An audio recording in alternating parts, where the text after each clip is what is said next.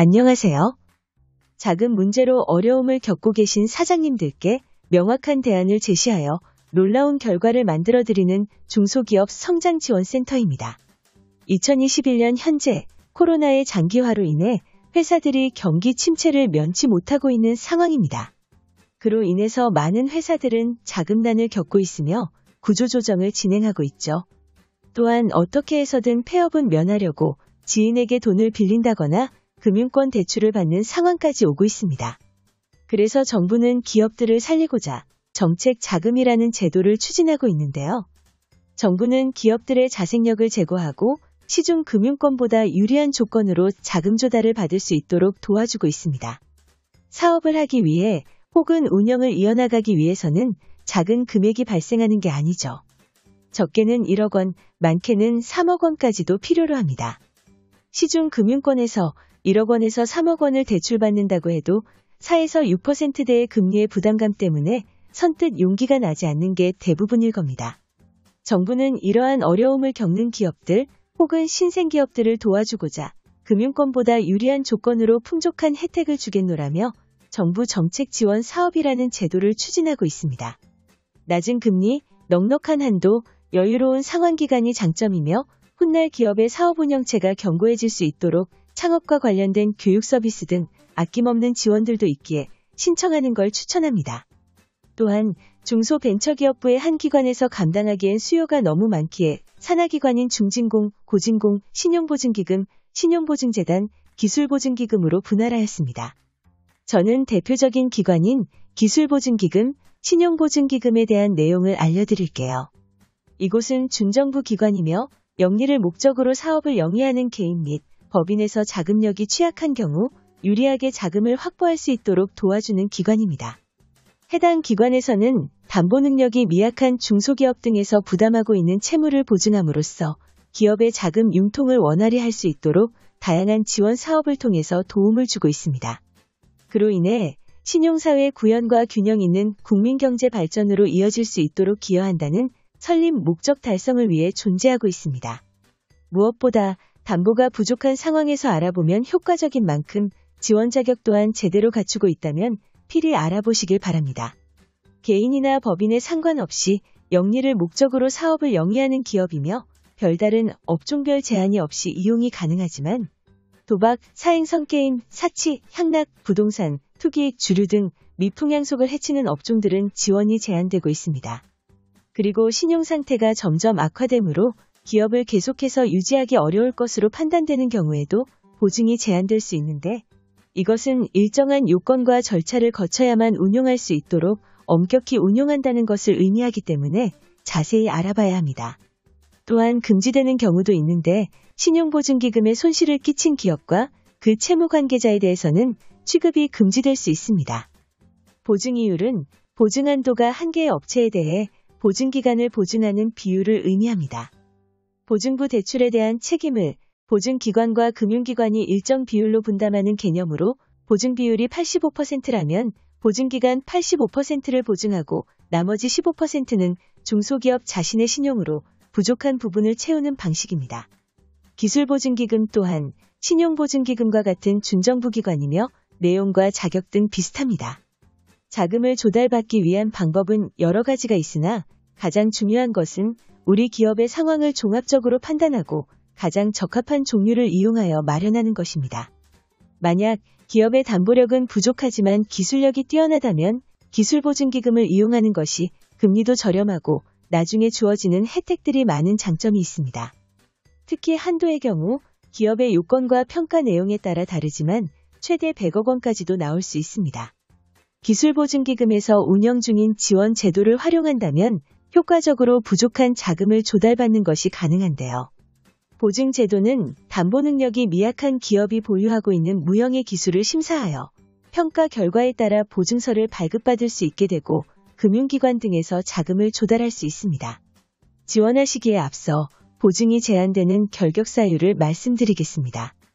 휴업 중이거나 신용관리 정보 대상자인 기업, 금융회사, 채무를 빈번하게 연체하고 있는 기업이 가장 주 요인이 되겠습니다. 또한 연 매출이 5억 원 이하의 기업 또한 지원이 불가능합니다. 그럼 금리와 한도를 알아보도록 하겠습니다. 금리는 통상 2.0%에서 4.0%이며 특별한 문제만 있지 않다면 평균 2.0%에서 4.0% 사이의 금리를 책정받게 됩니다. 대출 한도는 최대 30억 원 이내이며 기업의 신용도, 기술력, 사업성에 따라서 금액의 차이는 달라지게 되며 최대 100억 원까지도 가능합니다. 정책 자금이 작년에 비해서 예산이 증액되었다고 합니다. 이는 코로나로 인한 경기 둔화와 기업의 지원을 강화하기 위한 방안이며 정책 기조에 큰 변화 없이 증액만 한 것이라 작년과 비교해서 크게 달라진 사항은 없습니다.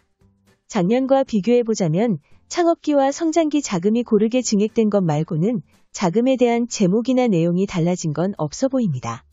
공고를 볼 때 업력에 따라서 자금을 구분할 수 있게 하면 좋겠다 생각하였는데 이번에는 기업들이 자금을 조금 더 쉽게 받을 수 있게끔 이렇게 표로 정리되어서 공고가 나왔습니다. 나름의 서식으로 정리해보니 올해 기업들이 자금을 좀 더 용이하게 받을 수 있게 되었습니다. 현재 시스템을 구축 중이기 때문에 몇 년 안에는 정책 자금도 굉장히 쉽게 조달이 될 것으로 예상합니다. 기업 데이터를 기반으로 해서 빅데이터, AI가 자동으로 기업에 추천을 하겠죠? 현행은 기업이 자체적으로 정보를 찾아야 하지만 멀지 않았다고 생각합니다. 2021년 중소벤처기업부 정책 자금 융자의 변화는 이렇게 정리할 수 있겠습니다. 첫 번째로 지역별, 월별로 예약을 나누어서 봤습니다. 종전에는 시스템에 과부하가 있더라도 정책 자금을 받았었습니다. 자가 진단 후에 상담 예약을 할 수 있도록 해두었고 상담 예약 단계에서 신청자들이 날짜를 고를 수 있도록 했습니다. 2021년에는 이러한 순서가 조금 변경이 되었습니다. 자가 진단을 하려고 해도 월별로 신청 날짜를 정해두고 끊어둔 것입니다. 두 번째로 창업기업 지원 자금 중 비대면 분야 창업 자금이 신설되었습니다. 2020년에는 시니어 창업 자금이 신설되었습니다. 시니어 기술 창업 지원 자금이었는데 대표자가 시니어로서 경력이 있거나 기술사, 이공계 석박사 학위 보유자로서 창업을 하게 되는 경우 받을 수 있는 자금이었습니다. 올해는 코로나의 영향으로 비대면 분야 창업 자금이 신설되었습니다. 비대면 분야를 영위하는 7년 미만의 중소기업을 대상으로 융자를 지원하고 있습니다. 스마트 헬스케어부터 교육까지 여러 분야가 있는데 분야와 품목에 해당된다고 하더라도 기수 전문가의 현장 확인 판단 후에 비대면 분야 자금을 조달할 수 있습니다. 세 번째로 투융자 복합금융이 50% 이상 예산이 증액되었습니다. 기술성, 미래 성장 가치가 높은 기업을 지원하는 자금인 투융자 복합금융 자금이 작년에 비해 50% 정도 증액되었습니다. 신청 가능한 기업은 성장 공유형 기업과 스케일업 금융업으로 동일합니다. 2020년에는 기업 공개 가능성이 있는 기업이라는 조항 때문에 기업들이 접근하기가 쉽지 않았습니다. 하지만 2021년에는 기업 공개라는 말 대신 혁신성장이라는 말로 변경되었습니다. 한 단어 차이이지만 이 미묘한 차이 때문에 자금 조달을 하기 어려웠던 곳이 한시름 놓고 있습니다. 네 번째로 신시장 진출 지원 자금이 대폭 상승했습니다. 신시장 진출 지원 자금은 2020년에 2천억 원이었으나 2021년에는 무려 5천억 원으로 2배가 넘게 증액되었다는 것은 중소기업의 대외 경쟁력에 보다 활기를 불어넣겠다는 시각으로 보입니다. 이 자금이 증액된 만큼 많은 기업들이 자금을 받고자 할 것으로 예상되는데 지원 대상은 2020년과 동일하기 때문에 사전에 준비하여 신청하시면 되겠습니다. 다섯 번째로 그린기술 사업화, 저탄소, 친환경 제조 전환 기업을 위한 지원이 신설되었습니다. 신성장 기반 자금은 2020년 1조 3천억 원에서 2021년 1조 7천억 원대 규모로 약 4천억 원 정도 증액되었습니다. 증액의 대부분의 요소가 친환경 기업을 지원하기 위함이 아닐까 생각됩니다. 이번에 신설된 자금 항목인 넷째로 유망 기업 지원 자금은 그린 기술 사업화, 저탄소 친환경 제조로 전환을 추진 중인 기업에 자금을 지원하는 자금입니다. 여섯 번째로 위기의 기업을 지원하기 위한 긴급경영 안정자금이 대폭 상승했습니다. 정책 자금 중에 가장 큰 폭의 상승을 보인 자금이 바로 긴급경영 안정자금입니다. 이 자금은 2020년 1천억 원이었다가 2021년에는 5천억 원으로 무려 5배나 증액되었습니다. 코로나로 인해 피해를 입은 기업이 많기 때문에 이를 지원하기 위해 증액된 것으로 보이는데 세부 내용에서는 큰 차이가 없고 코로나19 피해 기업이 추가되었습니다. 고위험 시설이나 마스크 제조기업이 포함되었고 병원, 의원도 포함되었습니다. 7번째로 우대기업 요건, 우대기업 기준을 열어두었습니다. 최대 대출 한도와 더불어 2021년 공고에는 우대 기준을 표시해주고 있습니다. 사업별 우대, 정부 정책에 따른 우대 기준이 있는데 사업별 우대 분야에 해당되기보다는 정부 정책에 따른 우대 기업에 상당수 많은 기업이 해당될 것으로 보입니다.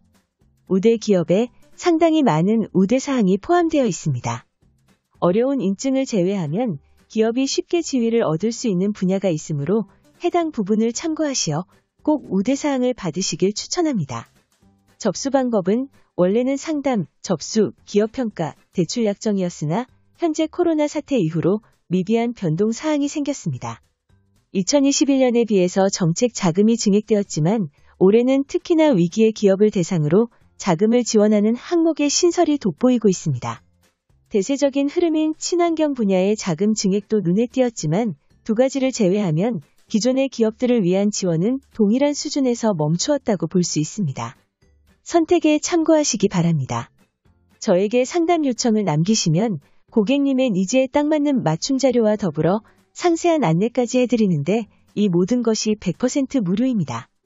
중소기업 성장지원센터는 수많은 자금 진행 경험과 합리적인 수수료로 사장님께서 만족할 만한 성과를 얻으시도록 도와드리고 있습니다. 앞으로도 유익한 정보를 많이 제공할 테니 구독, 좋아요, 알림 설정은 필수입니다. 다음 시간에 봐요.